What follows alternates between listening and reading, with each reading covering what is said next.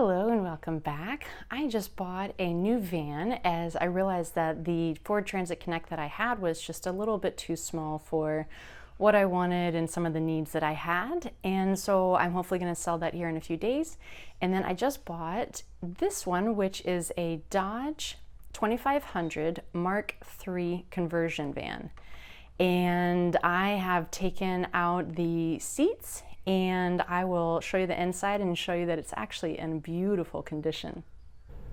Okay, so this is the inside of the van here, and as you can see, I mean, it's in really beautiful condition, and even the wood, let me show you this piece that's right here behind me.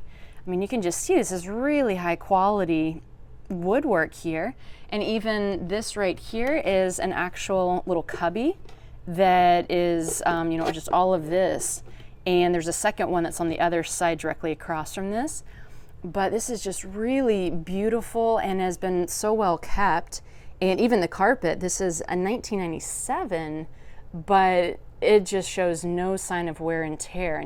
I definitely got a good deal with this, but one of the things that I wanted to do differently this time was to go ahead and have windows. I chose not to have windows the first time just because I heard of so many people say, oh, all of the elements do come inside and it's just hard to keep it cooler in the summer, warmer in the winter. And I just kind of struggled with not having windows last time. And so this was just my personal choice to go ahead and have windows. And one of the things that I wanted to have was the sliding windows. That will just make it a little bit different for having extra ventilation without having to do a roof fan.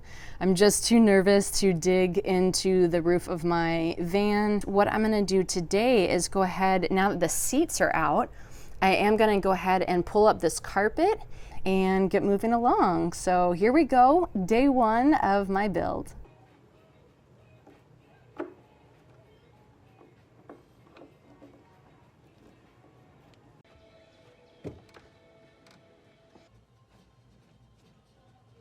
I will say I started at this edge just because this was not really attached to anything. It was just under another plastic piece that I took off. So this was pretty freestanding and easy to start. And then I was starting to go along this edge right here, and you pretty much do have to cut that. And I was just like, oh my gosh, this is going to take forever to do all of this. But the nice thing around this, the Wheelwells right here, is that all of this is actually just stapled. So this actually just pulls up very, very easily. And so I think this is going to go a lot faster than I was thinking.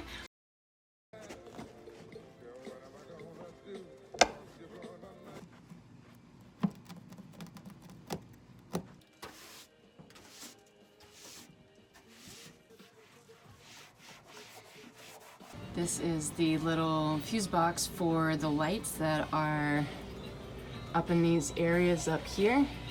And while they're cute, it's kind of weird, the wiring down here, because I noticed that this just kind of was sitting here. It's not attached to anything, and that feeds into the fuse box there. And then I also found something which I tucked back under there, and it was just sitting on top of this area. It wasn't attached to anything. So it's kind of strange when you actually take apart a van and you see things like this, because you just wonder what they did and stuff like that. So I might tuck those back up into here, so if it, we do find that it has a purpose and stuff. But the fact that the lights do work, again, these lights up here, without that stuff being attached to anything, I don't think those are a part of these lights up here, but maybe they were intended for something different.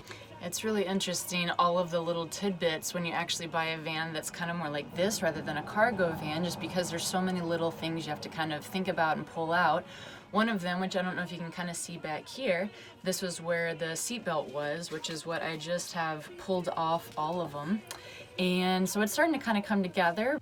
A lot of people use a completely different method for getting rust off, but what I read was that you can actually stay away from some of the more harmful chemicals and just use baking soda and water. So I'm going to try that, is just to try to kind of like get that off and then put a protectant on top of that. So we'll see how that works. Okay, and the reveal of how everything looks now. after I painted and got rid of all of the rust. Looks pretty nice. Today's a big day where I'm gonna go ahead and cover up the holes that I have here from where the seats were. And there's 5 on this side, 5 behind me. And then where the camera is sitting, there is 2 on each side that I haven't quite figured out what to do, just because there is a cardboard piece laying here. So I don't know if there's a way to actually go ahead and cut out the cardboard, or if I'm just gonna kind of do the fiberglass on top of it. So that is to be determined. But for today, I'm gonna go ahead and use some resin and some hardener and the fiberglass and paintbrush to go ahead and get it all wet. So I'm gonna go ahead and mix that up and get started. Here is the fiberglass cut up over the pieces that I'm going to use. I left these 2 off just to show about the size that I cut for it, just to cut a little bit extra around it. And now I'm gonna go ahead and mix up the resin.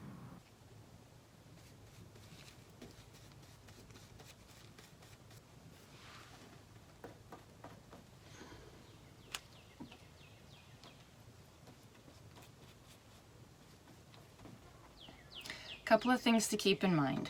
One, this stuff right here, the resin, does not smell pleasant, so make sure that you have a lot of ventilation.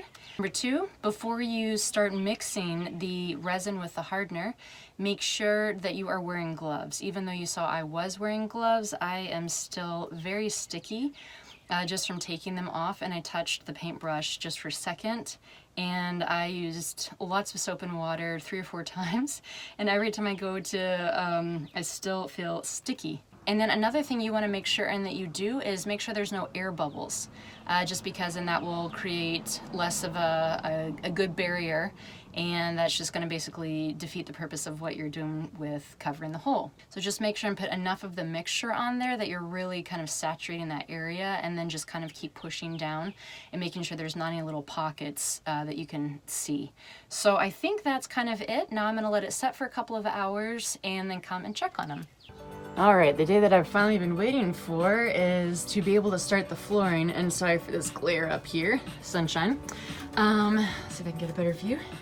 But basically, I have these 1x2s laid out in between a couple of the divots here, just to kind of even it out. And this last one over here is actually gonna lay into the Wheelwell here, just to create a edge there. But I'm gonna go ahead and cut these up and lay them down, see how they look. And like that, they are all cut. As of right now, this is looking good. I'm gonna go ahead and do the liquid nails, and then I'm gonna put some kind of weights on those and let those sit for about 24 hours and then come check them out again. The key to any build of any sort, whether it's a van or a house, is just to plan the best you can and then be flexible along the way. So one of the things I want to show you is kind of this rust area. I didn't know that it was there until after we had already pulled up the cardboard area, that I didn't know what was underneath it. And fortunately we did, because actually there was a big hole that, as we just barely started pushing in that area, kind of collapsed down to the floor. It wasn't necessarily so large, but I've never seen anything like that before. And so we were just in a little bit of problem solving mode, and so I didn't turn the phone on. I will show you just kind of the area that we now have put the fiberglass over it, and we even went ahead and reinforced one of the area. It was worse than the other side. So let me show you that real quick, and then I'll show you kind of where I'm at for the other stuff. So this area over here, you can see that was a big hole. This is another one. This one right here, that circular one, that was where one of the seat connectors was.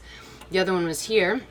This was actually where a screw was, and it was holding down this part right here over here. So like I said, we pulled this up, which is right here, and then we saw kind of, you know, some rust. This side was done second, and it, like I said, wasn't as bad. This side over here, sorry, you can't actually see because of the, let's see if I can get this. You can kind of see a little bit. That was, again, the hole, and then under all of this, there was a decent, there you go, you can start to see a little bit. This was kind of like this much was a big hole that just kind of fell down when we barely touched it.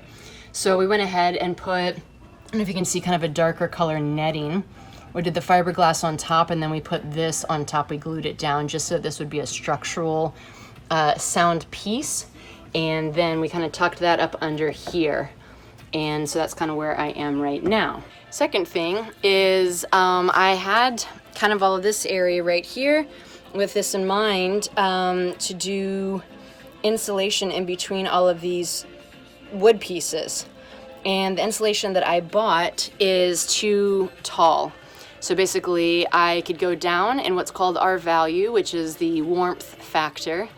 Or my friend Louise actually had the Reflectix that I am now cutting up into pieces, and I'm going to put this in between here. So at this point, I'm just gonna go with that route just because it's quicker, it's faster. Reflectix isn't, I know, preferred by some people, but it's still better than nothing. That's kind of where I am right now. This has kind of been a little bit of trial and error, figuring all of this out, but like I said, we were in problem solving mode, so I didn't get to show anything of the rust, but it was a little traumatic as well for me, just because I've never seen a car fall apart like that.